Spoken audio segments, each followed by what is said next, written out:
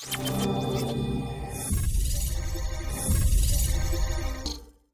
it's Adam with Productivity Academy. This is episode number 60, and today is going to be a pretty short one. Today is Thanksgiving, and before I go out and do a little bit of a turkey trot with my wife, and then we go meet up with some friends for a good afternoon of some food and just hanging out, wanted to talk about a few quick productivity-related questions and areas, and one of those today is about good examples of productivity, which is kind of interesting. We're going to get into that. It might not be exactly what you think. And then a little bit about holidays, right? Today's Thanksgiving, and then obviously we got Christmas coming around the corner and then New Year's, and it can be a really stressful time for people. And I think that there's a few good ways you can get started right now to help you come out the other side ready to go instead of kind of kicking yourself in the butt and saying, it happened again. I got stressed and overwhelmed and I didn't meet my deadlines and all that. So before we start doing that, though, just wanted to say if you haven't yet, you can join below. For those of you watching live, thank you. If you're not watching live and you want to ask questions live, you can click down on the Facebook group below, and you got to answer 3 questions to get into the group. But if you're into productivity, processes, automation, any of that sort of thing, that's the place you want to be. Also, if you're catching the replay on YouTube, you can click subscribe and stay up to date on obviously these as well as other productivity process related questions and app reviews, all that sort of good stuff. So let's get into it.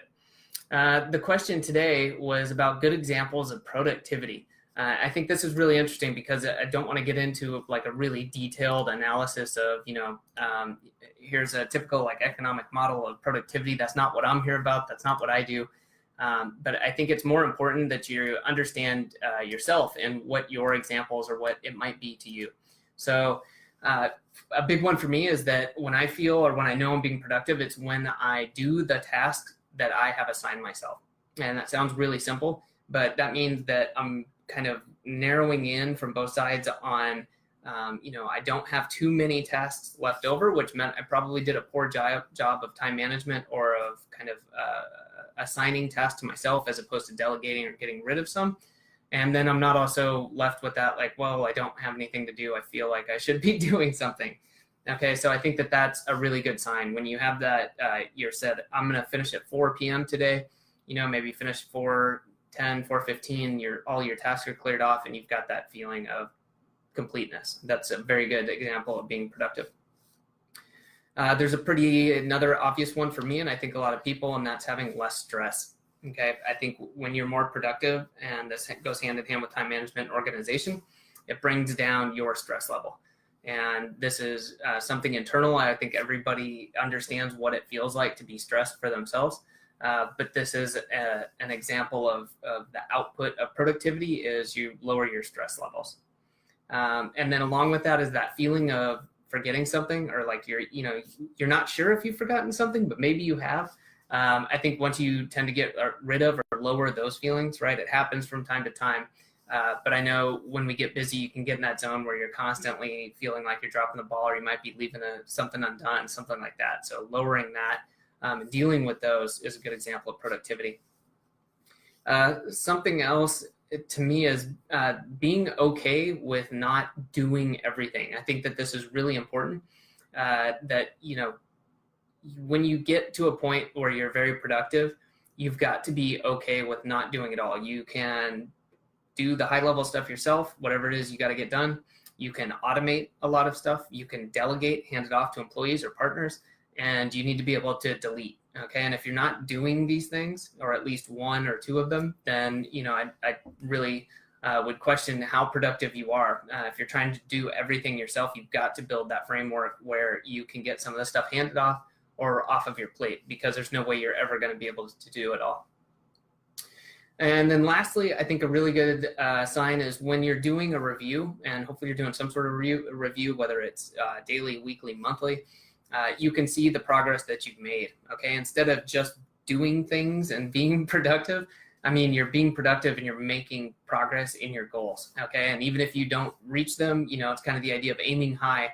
So when you look back on maybe the last 30 days, you should be able to say, okay, I've made measurable progress to my goal instead of just doing busy work. Okay. I think that those are all really good, if not examples of productivity, then really good indicators. All right, so today being Thanksgiving, I did want to talk a little bit about holiday productivity and how you can kind of help yourself and start to save yourself from some issues. I think that one of the most important things you can do right now is to start doing a little bit more longer term planning or looking ahead in your schedule. And we know that obviously November is going to come to a close, and then December is a really short month with a bunch of holidays. And inevitably, we think, oh, I'll do all of these things and wrap up the year. And a lot of times that doesn't happen, or we end up intruding on time, like vacation time or time with our family. And then that leads to a lot of stress. It can lead to unhappiness.